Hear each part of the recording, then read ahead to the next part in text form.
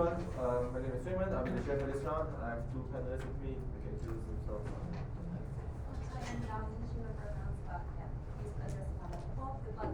Ernest, he, him, they, congrats and good luck. Is this one with the okay.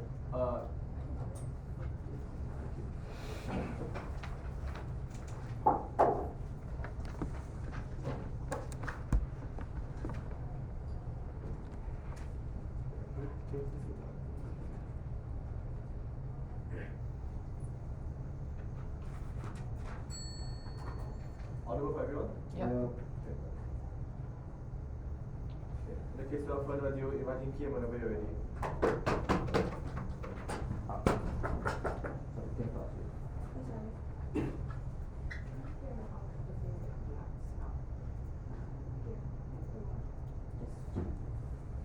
I'll just speak here. Anyway, I'll just.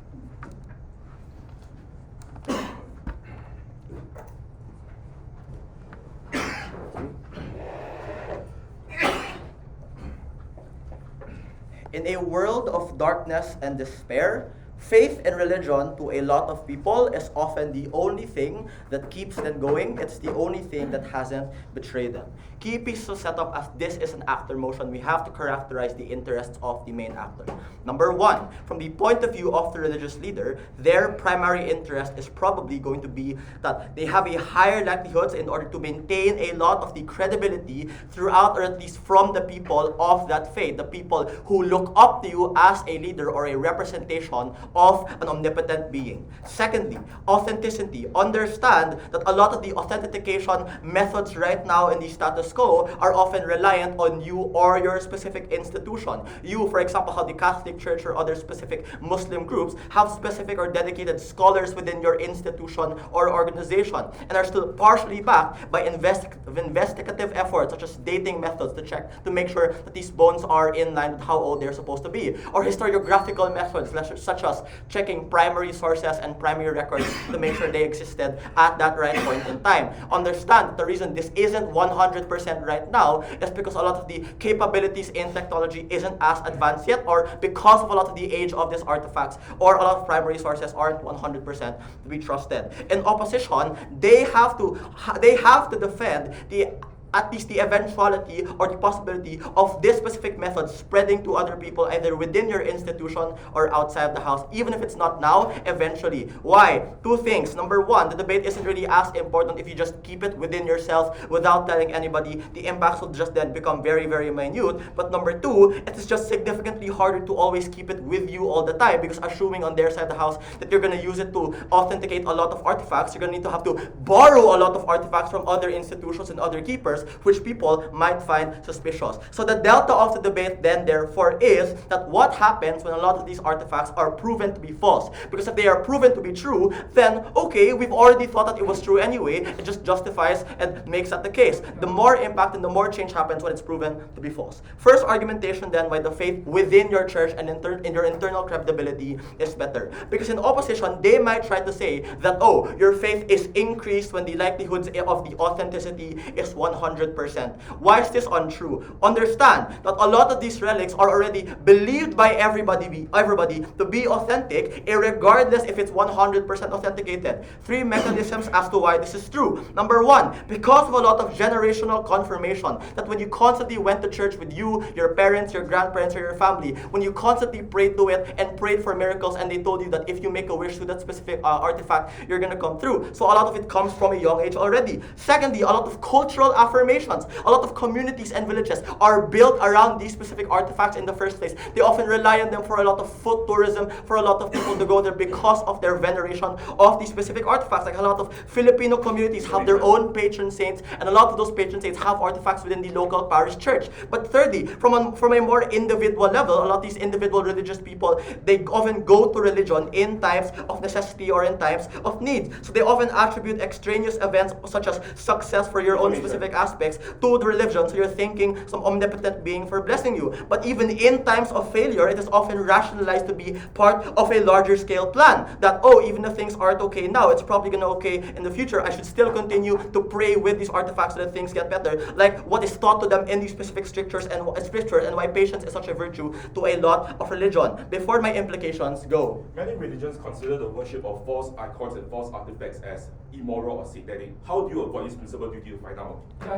So in your side of the house, with the likelihoods of this unauthenticating it, you are willing to take the hard bullet of a lot of your previously venerated artifacts now being considered false idols. You have to say why that's in the interest of the actor. The implications of this first argument is very simple. These relics are inherently very central and very important to these people. This is why they go on pilgrimages to places like the Hajj, or they go to pilgrimages like foreign places like in Italy to just touch or see the bones of specific saints. Because when they pray, wish, or find solace in and of itself, they see it as the only thing that won't betray them. When the state has betrayed them, when their family and community has betrayed them, the only thing they can find solace to is these religions, with the hope that things will get better. Impacts are twofold. Number one, either on the more extreme case, that people might just opt out of that religion entirely, which is still going to happen to an extent in their side of the house because of the significantly higher doubt. If they try to say it's bad to worship false idols, if you then disauthenticate it, this will prove that they've been worshiping false idols, which means that their core basis of their faith is now destroyed, or at least significantly dealt with. But secondly, it is also significantly worse in their side of the house because a lot of the practices that strengthen faith within the community are changed or mitigated. So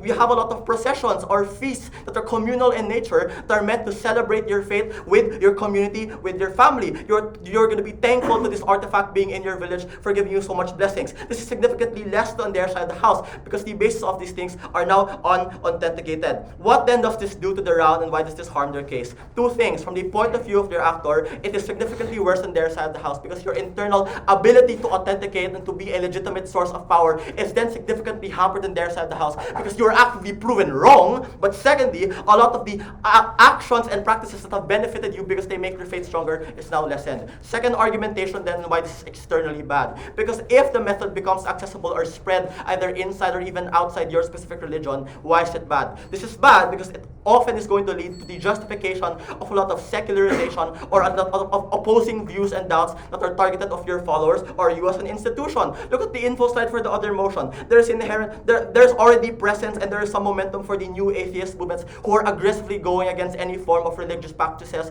and religious beliefs. They are probably trying to push for things like attacking your ability to be tax exempt or attacking your ability to give charity and do their willing from your own point of view. Which means that on their side of the house, when you have the eventuality or likelihood that this method of disauthenticating a lot of these materials comes into the hands of people who for so long have already hated on you and hated on your religion, this only further legitimizes them and gives them so much momentum to have actual tangible harmful solvency on their side of the house, to push for policies that harm you, or at least to push to try and convert or try to change the mind or at least cast a shadow of doubt to your believers. So in their side of the house, and this is being very charitable, even if they don't actively leave the church, even if they choose to stay, they're going to stay with a lot of doubt in their hearts. They are going to stay without recognizing you. They're going to stay, even if they stay, they're not going to recognize your supreme power as the representation of that omnipotent being. So even if they stay, your power as an individual within that institution is weakened. They have to say why they're okay with losing power. Thank you.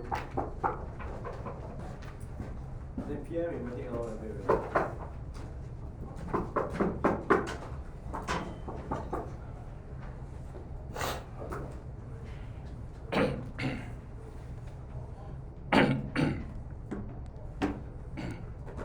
The problem outside government is that they predicate their case on the notion that these artifacts will be false. That in the event that these artifacts are false, that's when you attain all the harms that they talk about. It's uncertain whether these artifacts are false or true. But the case coming from OP is very simple. We're going to explain to you why you have a principal duty to find the truth, and why finding the truth is probably the most important thing towards this actor. The first thing I want to set up is that there are many interpretations to religion. In Buddhism, for instance, there's Mahayana Buddhism, there's Theravada Buddhism, there's Zen Buddhism. In Christianity, there's Catholicism, Calvinism, and Coptic Christianity. There's many other forms of denominations that exist within these kinds of religions. As a religious figure, it's very difficult for you to tell which is a true interpretation of your religion. The fact that so many different interpretations can exist means to say that you never know which interpretation or whether the interpretation you currently have is the true interpretation of your religion. And these lingering doubts will always haunt you to the day you die. We therefore tell you that it's important to find the truth, to understand which interpretation best suits you so you can create your own interpretation towards a religion. No, thank you, one that you can better self-actualize in. Our first argument then is why do you care about finding the truth and why you have a principal duty to know what is the truth. The first thing I want to note is that most religions denounce the use and worship of false icons. For instance, in Christianity, they condemn the worship of icons, particularly the denomination known as iconoclast, and they say that the worship of these kinds of icons is fundamentally satanic. Most religions claim that these false icons were planted by like Satan or devil or whatever like antithetical figure is within their religion as a whole. Therefore, at the point where you worship a false artifact or false icon, you are committing a great sin towards your religion. And this is the problem. Understand that at the point in which, in a world where this box didn't exist, where this device never existed, sure, you can claim ignorance that you never knew that these icons or these artifacts were false or not real. But the point is that at the point where you are in possession of the box, that's when you have the principal duty to find the truth, to make sure that you are not worshipping something that's fundamentally immoral or sinful in the first place. And a good way to explain this is, for instance, let's say you're married and your partner has been cheating on you. You have a device to tell whether your partner has been cheating on you. The point is that if you choose not to use that device, fundamentally it's your fault for not finding out that your partner has cheated on you in the first place. The point I'm trying to make, therefore, is that at the point where you do not use this device, where you destroy this device, it's your fault that you have been worshipping these false icons and these false artifacts. Before I continue, sure. Why is this principled interest not as important as the more important interest that we weigh of maintaining credibility and power within your community? Because as a religious icon, you care most about your religion. Your whole life has been built upon your religious beliefs and your religious ideals. Even if it's the case that you were to lose power or some level of legitimacy with your followers, the first thing I want to point out is that their own claims about why people won't believe you and why this debate therefore has no impact is the same reason why you probably will not lose power within your religious organization, because people might doubt the results of this box anyways. But the second thing I want to point out is that just because you lose power within your organization, at the very least you have the greater ability to self-actualize in your religion, which is a more proximate interest towards the actor in comparison to trying to hold power, especially when that's a secondary benefit you get from being a religious leader. What then happens at the point where you don't use this device? We claim that it's your fault that you didn't find the truth. Therefore, you lose out on that principal duty to understand the truth. You feel an immense sense of guilt because you never know whether or not you are worshipping a false artifact, or you never know whether or not you are being an immoral religious follower, because you never know whether that artifact is true or not. And that creates an immense amount of anxiety and guilt. Because note that the comparative is not that while these artifacts might be false, but I'm still worshipping. The comparative is that you believe that you are a follower of Satan. You believe that you are committing an extremely immoral act. Those thoughts will always linger to you until you die, and you never know whether or not you have actually been following your faith accurately or following your faith truthfully. So the comparative is that you feel extremely guilty. You feel that there's a potential for you to be a very immoral person as a whole. Our second argument then is, why is that you get certainty to your religion? I already explained why there are many interpretations to one singular religion. And it's important that you know whether or not these artifacts are true or not because of the fact that there are many of these interpretations that exist. There are a few reasons why you probably doubt your religion at some point of your life. The first reason is because at the point where your followers were to ask you, for instance, why is this interpretation wrong but your interpretation correct? It's a question that's very difficult to answer because often these are not based on like scientific theory or whatever. So it's very difficult to answer towards your followers when they come and ask you why is one interpretation wrong and the other interpretation correct. But the fact that there's often like lingering vagueness within religious texts means to say that it's difficult for you to ascertain what is true and what is not true. Therefore, understanding whether or not these artifacts are real or not is the primary and fundamental way in which you are able to confirm your own religious beliefs, is when you know that these things are true. So maybe in some cases, some artifacts aren't real artifacts, they aren't part of your religion, but Why? But that's a good thing, because at least you know that that's not real, right? So you don't have to continue practicing your worship over them. But for the artifacts that you know are true, at least there's certainty in knowing that it's real. And that's how you self-actualize as a religious figure, because you know that these items are true, because you know that your worship towards these items are correct and more important and good. And the problem is that on their side, there's always this immense sense of anxiety to not know whether or not a piece of artifact is real or have a sense of holiness towards it. This anxiety will always linger towards you as an individual. But on our side, at the very least, you can confirm the existence of these artifacts. You know whether or not the cross you've been worshipping is the true cross of Jesus Christ. And that's how you're able to better self-actualize. What happens when you find out whether or not an item is true or not? The first thing that happens is that you can better interpret your religion. You can change your beliefs and your interpretation towards whether the veracity, the confirmation of whether these items are true or not. So you can switch, you can change and interpret your beliefs in a different way. And that's how you are better able to self-actualize, because you no longer have that lingering doubt of whether or not the object is not true or not. Why is this the most important argument in this debate? The first reason is because it's certain. It's certain that you know whether these objects are true or not, and it's certain that the anxiety will never follow you throughout the rest of your life. The second thing to note is that it's not contingent on any outcome, because most of their case is contingent on most of these objects being false. We tell you that it doesn't matter whether these objects are false, but at the very least you know the truth. That's how we weigh out against them. But the last thing I want to note is that their claim is mainly predicated on you never questioning your religion. We've given you reasons why you are more likely to question your religion. We've given you, and therefore there's a need to find out the truth. So therefore, just on structural reasons weighing, we prove likelihood. For these reasons, we oppose. I think a lot of MIDP came over there already.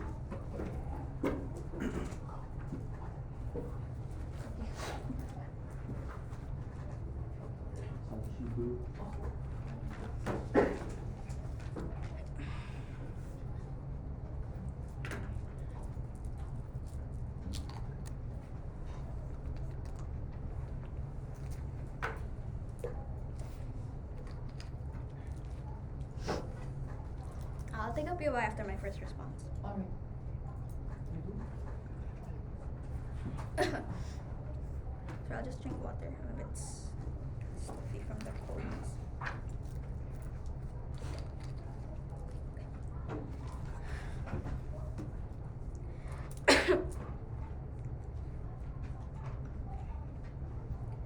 As a religious leader, we understand that the preservation of our faith, our practices, and our dogma is always more important than the scientific verification, given the fact that faith has never relied on science, but rather the perceived perceptions of that faith. I would like to counter a lot of their claims. The first claim that they say is that information is the most important thing to you, but that's not necessarily responsive to the three other mechanisms that we provide you on the interest of that specific actor, that you care about the legitimacy of your own institution, and therefore you don't necessarily want it to be weaponized against you. Two, you care about the inherent ability for other individuals within your church to self-actualize through a lot of these more tangible means and not necessarily betray them and tell them that a lot of the artifacts that they relied on their culture and the ability to have nuances within their own communities is something that is wrong. Thirdly, you also care about the inability for you to ensure that a lot of your religious practices or a lot of your institutional ways in which you verify a lot of these things are also true and dear to you. A lot of these analysis coming from their side of the house is just simply unexclusive, because understand that on our side of the house, we also have the ability to know whether or not these artifacts are likely to be something that is true. For example, you have scholars that are likely going to tell you that this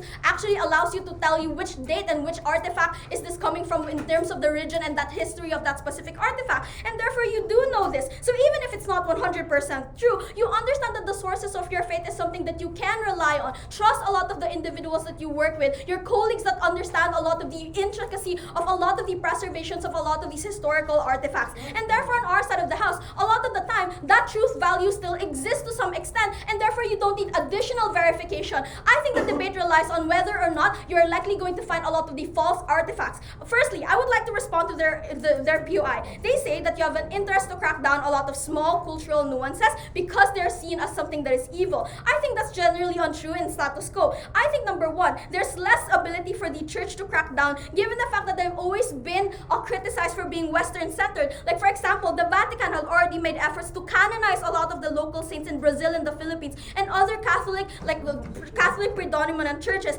And therefore, these are things that we allow them to have, because we understand that a lot of these cultural nuances ensures our capacity to have that influence between these smaller nations and a lot of these developing nations. So therefore, on our side of the house, you preserve a lot of that faith. You preserve a lot of the individual people on the ground that relies on a lot of these cultural nuances to self-actualize and not inherently betray them. I think on their side of the house, I would posit that you create more tensions would be high, because different sections of an umbrella of religions don't use this technology within themselves, but rather against each other, given the fact that they want to ensure that we want to unify us on these specific predominance. I think it's better that we just have a lot of different sectors, like for instance, the Protestants would be left alone to worship a lot of their individual icons, versus the Catholic that can just simply have their things, like the ability for you to worship the Balingiga bells in the Philippines, or like other artifacts that you might want to have. I would flip a lot of their analysis, because that interpretation of that scriptures allows us to ensure that we have some form of diversity where people are likely going to believe that it is more aligned with their interests or more aligned with their values as in principles of an individual person. All of these things prevent that high tension versus using that technology against each other in order to say that, well, your interpretation is wrong given the fact that your artifacts is wrong. So therefore, you should believe on our side of the house when we have more artifacts, and these are the things that creates high tensions within that specific umbrella and category of religion. Sure.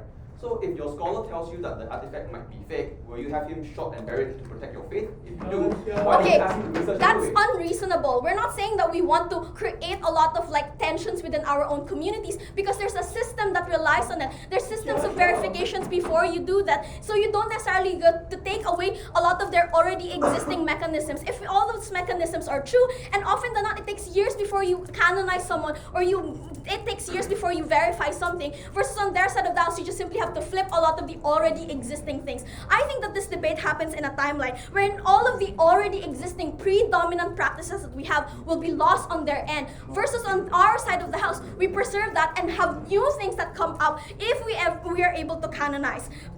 Extension then, why in status quo we rely on these artifacts to be sources of our income, our livelihood, and a resource for the church to ensure that they have do good bidding within society. This is important because this contributes greatly to the church capacity to fund their charitable works, to fund a lot of their institutions, to ensure that they prop up a lot of the ways in which they proselytize. And as a religious actor, you're a part of that mission, you're a part of that obligation, and therefore your self-actualization is less in comparison to the obligation that you have to proselytize and maintain that faith, and therefore destroys a lot of the claims that came from LO. Firstly, mechanization. What happens if a lot of the artifacts is proven false? Because understand that the debate must lie within this own specific context, given that if it's proven true, then nothing changes at all on their side of the house, because we already believe that their artifacts are true, we already worship it, so therefore there's no increased worship or there's no increased faith on their end, given that it's already true and nuanced in status quo. Why is this? What happens if it's proven false? Three things. Firstly, I think you have to take this down from your temples, your mosques, your churches, and this is something that is bad, because most often than not, the foot traffic in those mosques and those temples rely on a lot of the artifacts that you provide, and there's culturally nuanced to that specific region. Second, I think we have to remove artifacts from communities so they don't worship a lot of these icons or a lot of these artifacts anymore. And second, and lastly, we have to change a lot of our scriptures. Understand that these are decades of scriptures of individuals that from a young age has always believed, and now they're already reaching in their 60s, their 80s, and therefore this is bad on their side of the house if a lot of these ideals of identity is now shattered on the very last moment that you die. I think that is worse. This is true because the church cares about things like tradition and beliefs that are founded on things like dogma. I think that is worse off on their end. I think I want to impact this argument in three folds. Firstly, the church is the largest donating body to charities, and now it'd be harder for you to fund your missions, your convents, to conduct uplifting projects, because prominent religious sites are often the way in which you garner a lot of that money. But second, I think even individuals who are not religious visits a lot of galleries and church-owned museums, but now you have to take that, take those artifacts out. Even this creates a lag time, given the fact that you still have to test each individual item, and therefore you have to take it out. I think number three, it also means that small quaint towns that rely on these artifacts for other religious members to visit, like for example the Balangiga bells in the Philippines, which is state-funded in order for us to take it back from our colonizer, produces a lot of foot traffic. They sell themed items about this. They have annual gatherings such as the Nazarene processions. I think in conclusion, a lot of these individual artifacts also creates a lot of livelihoods and income for a lot of more tangible individuals, and these are things that they lose out on their end. MIDP, yellow, whenever you're ready.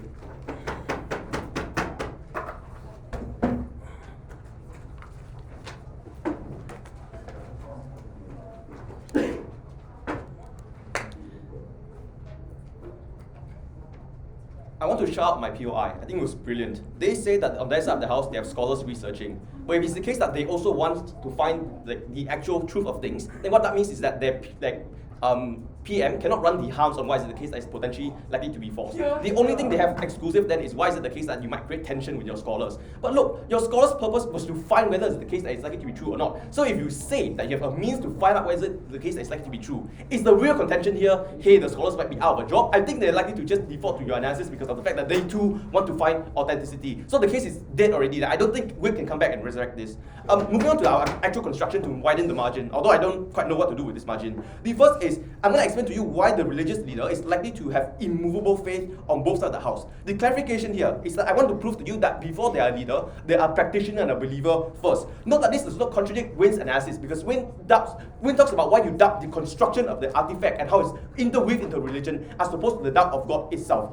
Why is it the case then that you fundamentally have immovable faith? The first is you're likely the most devout and well practitioner of your faith. Think about the sacrifices when it comes to worship, the kind of things that you cannot do, the kind of like very disciplined practices you have to opt yourself into, and the requirement in terms of internal drive and validation to subvert the usual human instincts to be happy in other means. I think this means that you are specifically more like gonna hold like affinity towards the doctrine and the text. The second is that your capacity to worship is not just what is faithful, it's that it's faithful to the extent in which it is inspirational. So you have followers, but it's because of the fact that you believe in the faith so hard that it makes it so that other people feel inspired in their faith. The fact that you're a follower, that you're a leader itself does not automatically mean that you hold this individual. You yourself believe in the religion first. And the reason why this is important is because if it's the case that you're fake believing or you're caring more about holding the organization together without believing in God, people can sense that because they come to you specifically to reaffirm their faith. The last is, if it's the case that the way up here is between like exercising spiritual enlightenment and holding power, it's likely to be the case that you prioritize power, you wouldn't be a religious leader in the first place because you just actually lose a lot of power. It's likely to be the case you become like a politician or whatever else as opposed to being a specifically religious leader. How does this premise interact with the debate? The first thing I want to talk about is how it explains that the revelation of the artifact to be false does not actually hurt the faith. There are 4 reasons. The first is potentially there are other artifacts. So even if it's the case that most artifacts are proven to be false, I think some artifacts are proven to be true. That still allows you to validate that conception and believe in God and the things that you practice. In fact, it further validates it as per what Wayne has explained. The second is there are other ways to internalize the fact that the artifact is a falsehood. You can say, for example, that this is a text from God. You can say that the artifact was stolen. You can say, for example, that the text or description surrounding the law of the artifact is potentially inaccurate and therefore you have to find the right thing. All of these things are things that you can do in order to mitigate the harm that they're talking about. Do note that I want to talk about specifically why is it the case that this is likely to be an effective and means of being able to effective and likely method of you being able to mitigate. And the reason for that is because religion has shown a great track record of co-opting potentially damaging narratives. For example, if a loved one dies and people question the act of God, you say it's a test. If it's the case that, for example, like you can prove that Big Bang is real, you say God made Big Bang. And the reason for that is because the original premise is that religion is true because God is true and omnipotent, and that just allows you massive capacity to just explain why is it the case then that these artifacts are in fact potentially not real. The third reason is you as the leader controls how the narrative is delivered to others, or if you do it at all. So if it's the case that if it's the case that I've already proven to you why it's the case that the faith is unmovable, it's likely that the way in which you communicate this narrative is one that likely empowers the religion as opposed to one that desecrates it. The last is I want to flip this analysis on them. Look, it is possible that someone else may have the text or have access to the interpretation. That means you have a principal duty to do it first. And the reason for that is because you need to do the things I've talked about earlier in order to mitigate the harms of the revelation, because of the fact that someone else who is anti-religious, who is against your religion, gets to it first and claim that your artifact is potentially false, then that does way more damage to religion as opposed to the comparative on outside the house. I know just now in clarification, they said you're the only one who has discovered the test, but perhaps in between the discovery and in between the decision that you make to destroy it, someone else has already discovered this. Note that now it's about what you act on. I think you need to act on that doubt because of the fact that they say you care so much about religion, because you care so much about the potential impacts. Therefore, you have to caveat out against the worst case analysis. If it's the case then that it can in fact be used to hurt your religion, then you need to get to it first so that you can specifically mitigate that harm. Sure. So you can co-opt things like the Big Bang or your loved ones dying and how it's okay, because you can't 100% disprove that those things aren't the case because you weren't in the Big Bang or you can't see your dying loved one. But in your side, you can 100% disprove the authenticity, so you can't co-opt that. Yeah, you can prove that the artifact is not like authentic, but you cannot prove that it's not real. So for example, hey, someone stole this. Where is it? Let's go find it. Like what the hell is this? Okay, anyway, next.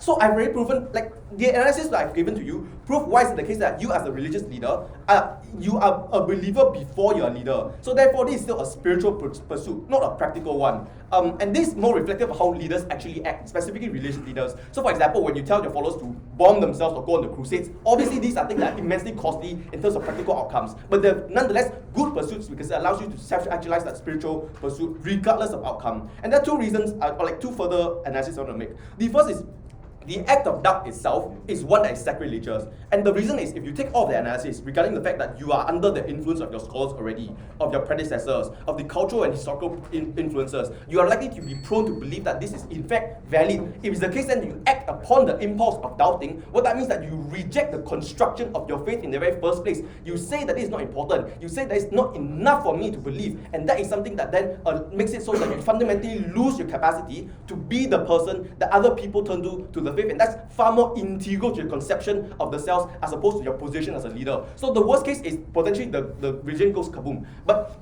what we have on our side is that you as an individual validates and preserve your faith because of the fact that you act in a way that then validates it. The second is regarding the pursuit of true worship against falsehood as a moral obligation. This is an exclusive duty of a religious leader coming up from Wayne. I think this was not responded to. Against this, they said, hey, diversity of God is good because then people can choose religions and you can give to charity. I want to note that this is an actor debate. So you need to prioritize the analysis coming up from us regarding why you have a fundamental duty towards that truth as opposed to their practical outcomes. Let's do the way up then. I've already proven to you, if the divide validates the artifact, we worship better. If it's the case that it invalidates the artifact, there are effective mitigation. But fundamentally, the debate is not even about that. It's about what you are as a leader, how do you want to worship, and how do you best preserve that. For all these reasons, please side with opposition.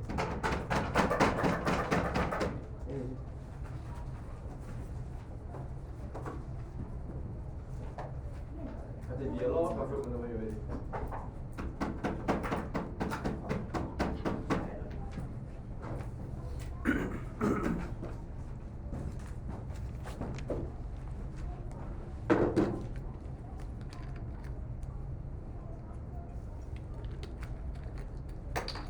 Sorry, I'll pick that up later.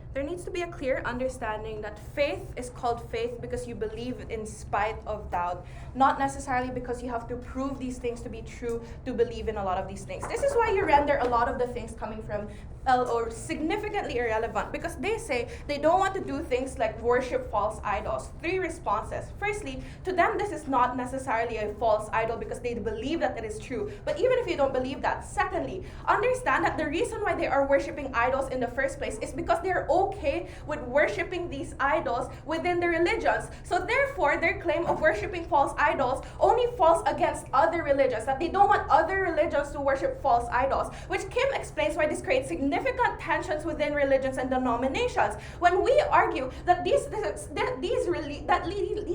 do not necessarily have the incentive to want to do things like take down other denominations because they just want to exist and strengthen their own. But secondly, they have no incentive to create tensions and conflict because it is significantly harmful for their religion because they do not have the resources or capacity to even engage in this conflict in the first place. Therefore, their LO falls from the get-go. What is DLO trying to prove then? Because they're trying to prove that authenticity generosity in times of doubt is when you preserve your faith. They use this as a significant response to us to explain that people are already doubtful, that people are already thinking that their religion is probably shit or that their religion is already false. But I have a few responses to this. Firstly, if they're already doubtful of their religion, then I don't think that they're planning to quit their religion already. It's unclear why this is the tipping point for them to stay within these religions.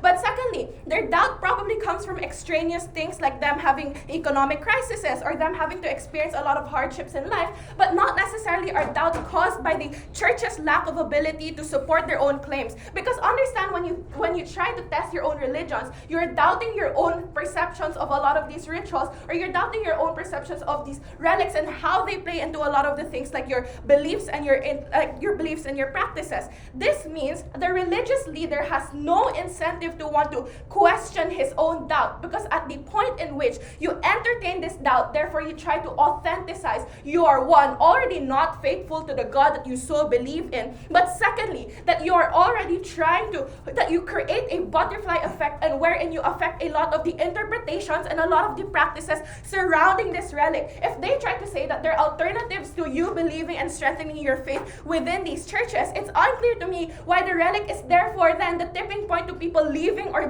no longer believing in their religions. Therefore, therefore a lot of the changes coming from them are extremely marginal, and I'm unsure what the extent necessarily is coming from their side. Why is this so? Why are these responses so important? These responses are important because it's their biggest claim to try to mitigate a lot of the harms that we push on our side. They try to say our side will not happen, but they create this false urgency that never existed in the first place. Our urgency therefore supersedes their urgency, because in order for them to have an urgency for within this debate to work, they have to do the action of not destroying. Our urgency already exists in status quo. So if you do not destroy and it creates a lot of harms, therefore you're only simply mitigating a lot of different things and damage controlling a lot of things that wouldn't have been a problem if you had destroyed a lot of the stuff. This is why a lot of things like DLO trying to say, oh, you can still have alternatives like mitigating, like doing damage control and say it's a test of God or it's part of our church to believe and doubt. It's not going to be a problem on government side. What then is important in this round? Because what are we winning on? We say you disrupt the faith, practice, and culture of so many people that a lot of the times this is integral to their beliefs or integral to their daily Sunday worships, that they go to the mosque and visit a lot of these artifacts, or maybe they go to their churches and locals, even in more rural areas, to believe that they are doing something good for their lives and this is a practice that they want to continue to opt into. We think Gabby already explains that on the best case of opposition, that you guarantee that you are worshiping something that is authentic, it is not a big margin because you already believe it to be authentic. Therefore, that these religious people that they are trying to claim are going to continuously doubt their religion are simply just not faithful, which is a bad claim on their side, because if you believe that you are religious, you have faith within your religion, that is important. I'll take a POI. The way up is a religious leader is more likely to care about God than the worshippers, which is why religious leaders tell their followers to die or blow themselves up in the worship of God. Oh, you're wrong. Simply because you are a religious leader leading your church. Your role is to guide the people within your church to believe in God. So if their goal is we want to believe in God, you want more people to believe in God. So the POI doesn't make sense. Anyway, what does this mean? This means that they don't properly take down a lot of the things that Gabby says. This means that you do not outweigh the harm that we posited, that if in case it is proven false, and this is a probability that we have proven, it might be proven false, and it's likely to be proven false, because you cannot back up a lot of the stories. So you can prove that there is a really long piece of wood that has been there for millions of years on a mountain, but you cannot prove that it's a piece of wood that belongs to Noah's Ark. Therefore, a lot of these things mean that the probability of it being false and creating harm is so huge. And even if it isn't proven, just a scale and balance of probabilities, it's still likely to be proven false, and a debate is there to exist within the situations when it is proven false. So even if it is not proven false, we think that the process of re-authentication is a hit to your credibility because it means you directly shaft a lot of your scholars that you believe in because you think that these scholars are good and you believe that they are true. You don't have any method, you don't have any incentive to question them. What does this do for the round? This proves that their urgency is not real because they do not explain why people are already doubting their faith. And even if they doubt it, like I said, it's not directly because they think that these relics are false. This is the most important thing to the leader because he does not want to do things like shake up people's beliefs, because in an already banning world, a lot of these individuals are already shaky in their own lives. They do not want the church to be an instability in that life, when more often than not, the church and its stability and its consistency is something that helps them guide them through things like existential crisis, believing that they get justice in the afterlife, believing that they can overcome a lot of different things. But second thing they don't respond to is that a lot of money comes from a lot of these relics, whether it is true or not, because a lot of local communities not only rely on these relics, but it's in the acts of things like within the acts of things like you visiting, you paying homage, you donating, or you making sure that these churches remain standing so that they can maintain the relics. It's where we get a lot of things like charity donations and community building and making sure that the communities are able to sustain themselves.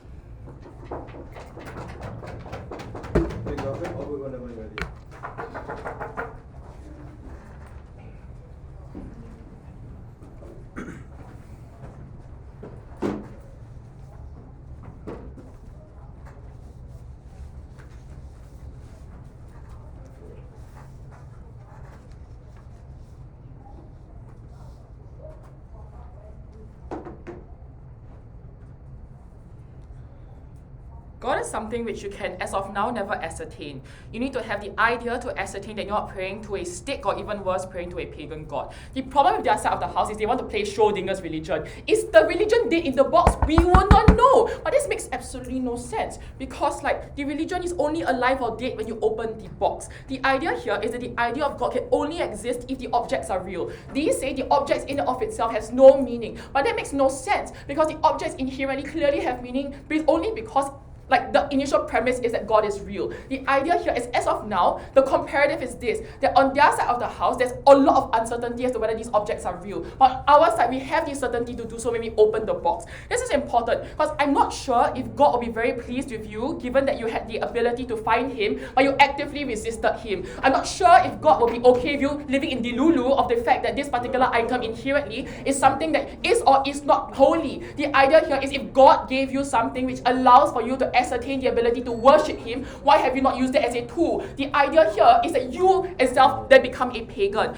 Few strategic notes. The first is that most of the benefits and harms are predicated on the fact it will turn up now. This makes absolutely no sense, because presumably there must be some religious artifacts that pop up. But even if it doesn't, our case was independent of that, not listening. Number two, that they say that they want scholars to verify. Yes, and many of them have been found by scholars to be false, but we still do it anyways. The idea here is that, but in first, they also then claim that the technology is limited. There are three strategic implications. The first is that the fracturing already happens in status quo, suggesting that the change is extremely small, precisely because of the scholars they want to cover. Two, but they concede that certainty is good, so they want scholars, but they knife their first speaker. Third, that as first points out, you do not know. So most archaeologists are doing very speculative stuff. Two reasons why. One, because you cannot travel back in time to see if this was actually a thing. But two, an hypothesis that necessarily also means they're present in nature. I don't know why you're here hearing, because the comparative is this. On our side of the house, you can know that this is from that person, so you don't have to speculate, so we get all the benefits of certainty. So thank you for here hearing. I agree, I'm a very good debater. Two, on conflicts as well. I argue that it's a flip, precisely because that many of these conflicts exist precisely of the inability to tell the authenticity of objects. Guys, I think that oftentimes objects hold meaning precisely because they have divergent meanings and therefore people fight. So for example, is the King James Bible a holy artifact as compared to the Old Testament, for example, right? This particular thing allows for you to ascertain whether it is, right? Is it, who takes over Prophet Muhammad, right? In terms of which version of the Quran you're talking about. The idea here is that all these conflicts happen on their side of the house precisely. You cannot ascertain the idea of these objects. On the comparative, you can unite individuals, because if it's indeed true that all objects coalesce to one particular god or one particular identity, then it means you can worship the identity without the fear of going to hell. But if it is indeed true that you can worship multiple different artifacts and still go to heaven or hell anyways, then we co-opt the ability for people to have different religions. So their idea that different religions were fractured makes absolutely no sense. No, thank you. Number two, on the strategic note, therefore, that most of the benefit, on the strategic note and specifically on belief. So this is the main clash, right? Because there's two ways you can identify belief. The first is that like it is false, so like it is a false idol, and therefore individuals don't necessarily care about why specifically this particular thing is real or not. But your followers are important, money is important, but on the comparative, you fail to find the truth. So here's the thing. The first thing they claim is that the belief is real. But like they have one mechanism only, which is that the belief is what makes it real. But this is false, because often the context on specifically first on why people loses their faith applies to them. It's happening precisely because there's no certainty in God. The idea here is that like there's a grim capitalistic world and the worship of religions are starting to diminish. That we have prayed but nothing happens. That as the rise of science as first concedes is why people are losing their faith specifically in these religions. Why is this strategic maneuver important? One, that this initial idea that cultures know it's real has already been defeated by the first speaker's premise on the second half of their speech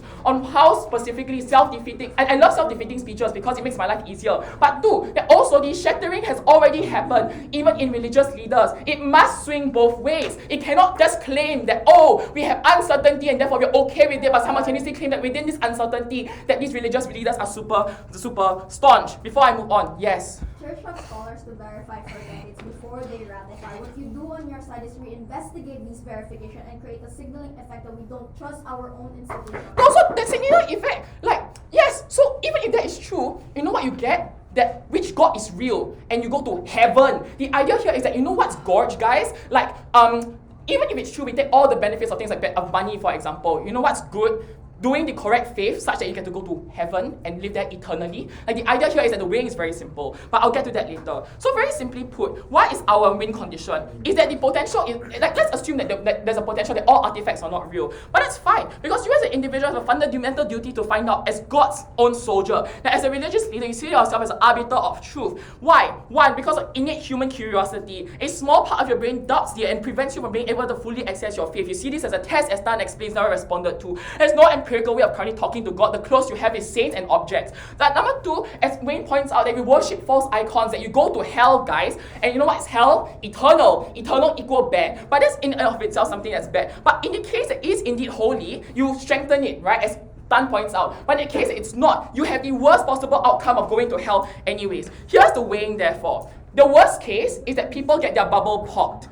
Yeah, you can turn atheist, that's fine. There's other ways of finding community anyways. I'm not sure why this is the all-shattering, mind-shattering Cthulhu nonsense that they talk about. I'm not sure it's like, oh no guys, God's false now, time to break my mind. Like this makes absolutely no sense. But number two, like just turn to other God. If let's say your denomination is not cool because there is more than one God, so if that's true, then you get to like turn to that one particular God and then worship from there. So let's weigh therefore. There's two strategic framings. The first is on the priority as an individual. On our side, if you can ascertain that this person is a real God, then you get to pray to this particular God correctly and you get to find those particular trends and you go to heaven and you avoid hell. That's the only person who goes. But here's the thing. On your side of the house, not only you go to hell, because you are the leader of multiple pagans.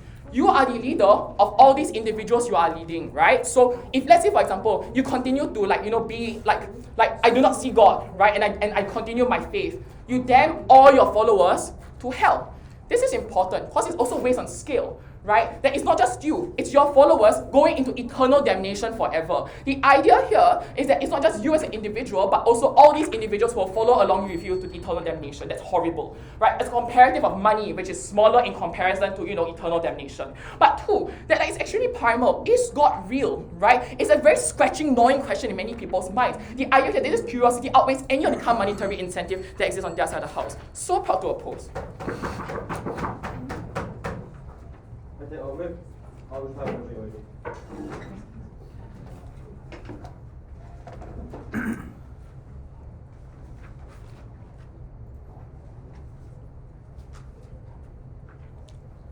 The existence of worship is not one that is static. You don't choose to be a believer and stay a believer forever, and therefore the actions you make no longer are important.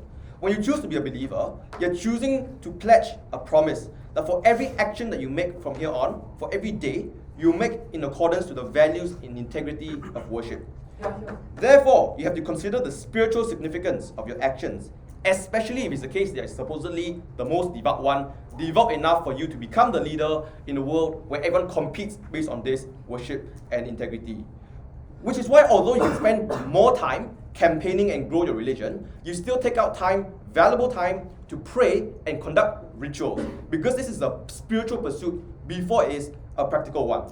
Which is why the thought that you should not invalidate artifacts because they bring in money to a religion should be inherently an evil one that you don't want to act on, because of the fact that it fundamentally subverts and invalidates the integrity of your worship in the first place. It makes it so that it's just not a pursuit that you want to pursue. You are not a businessman, you are a religious leader. The reason why is because this is the main source of fulfillment. Religion growing or decreasing, people coming in or out, the amount of money you get is all morally ambiguous unless you can channel it towards the act of worship and spirituality. Because in the end, you die and you go up to meet that person, and then that is when the tipping point occurs. So all the things that they get in terms of practical benefits do not apply, because they cannot talk about why this is particularly significant. They have to prove a conception where God comes down and say, hey, good job on running this organization, here is where you get to go to heaven. I'm not quite sure if that's true. I think it's more intuitive to believe that God judges people based on morality, or at least individuals are more likely to believe that God judges them based on these metrics as opposed to a KPI, whereas they are a business performer. But let's just assume that somehow God does care about this, and therefore derivatively you do. They're not responsive towards our analysis regarding how you have a principle to do this specifically to preserve the followers, because the capacity for people to doubt does potentially emerge, because if it's the case that someone else can get their hands on this technology and leverage that against your religion, then that's where it's the problem. So they have to respond to why is the case that the mitigation that we get don't just mitigate their impacts, it's the principal thing that you ought to do, because you then owe the principal duty to best preserve that religion. If it's the case that they don't respond to that specifically, then they lose this debate as well, given that we already talked a bit about why is it the case that it's not likely to be impacting the religion in the detrimental way that they talk about.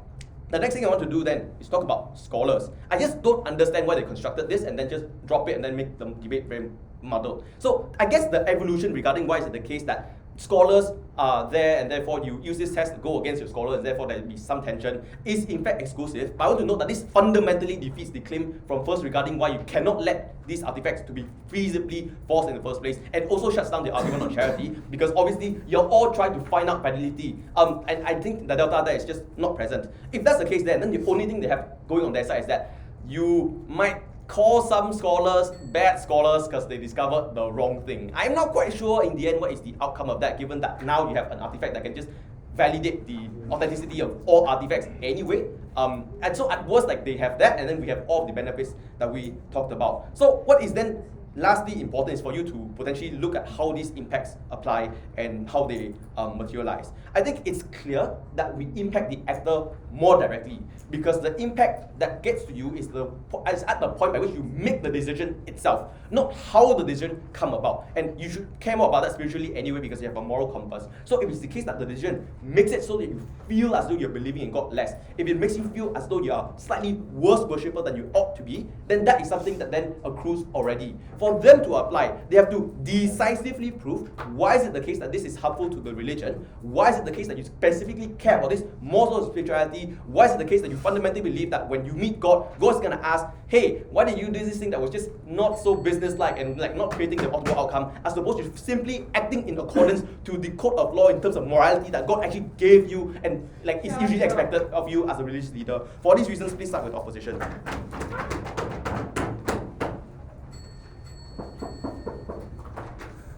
think I'll reply to closer the debate, don't reply right away already.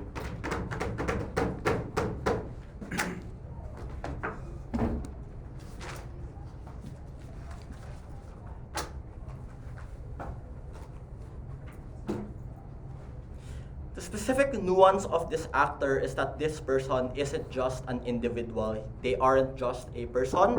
They are a leader with an immense responsibility to their flock, to their followers, that they be the best example and do the best for their institution. Just like how the Dalai Lama holds the weight of all of his community, so he has to make decisions that may not be in line with his own personal interests, but he has to do for the good of all. This is why he still hasn't actively said said that there will be no future Dalai Lama, even if the Chinese are trying to go against that. Understand that there are 3 paths to victory that they try to do to win this round, and here is why they are able, or they are just unable to fulfill it, and why they fall short.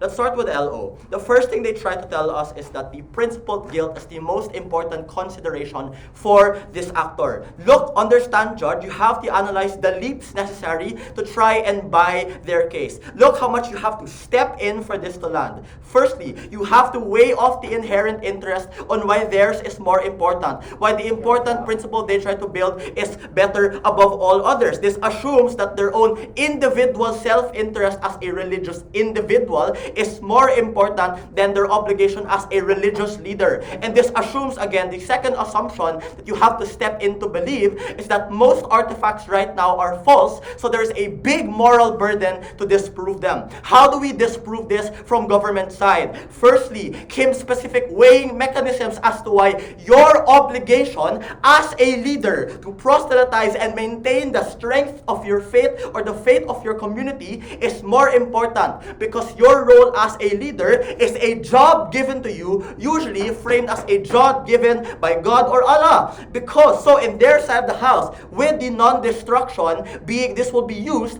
if it is being used to damage your credibility or your ability to fulfill these obligations, or their interest cannot outweigh ours. Our interest is more important because their interest is a hindrance to this important obligation. Second, TLO, they try to push that, oh, because your hold is so immovable that the doubt and harms we pushed in our side is pretty unlikely. They say that religious messaging can be co-opted like the Big Bang or your loved ones going to heaven. As pointed out by my POI, the reason you can co-opt those things because a lot of the times you are uncertain that it is not true. So for example, you cannot tell me 100% that God wasn't there in the Big Bang because nobody was there in the Big Bang. Or at least you cannot 100% tell me that your loved one is happy in heaven because none of us have entered heaven yet. Understand that you can't get that in their side of the house, because with the fiat that the methods in authentication will always show a 100% accuracy rate,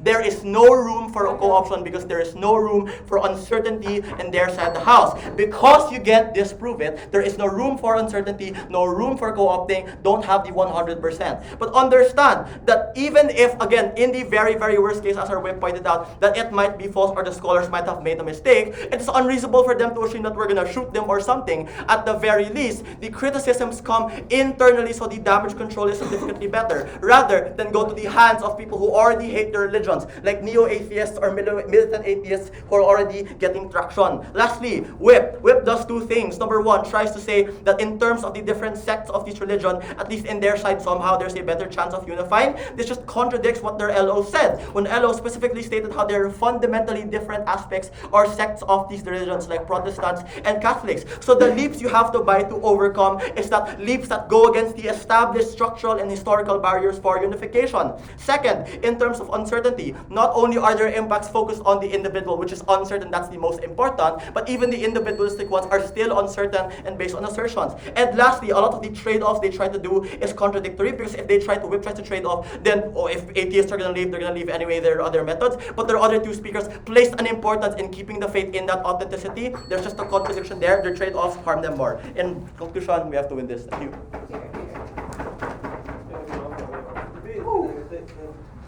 First of all, shake hands in the room.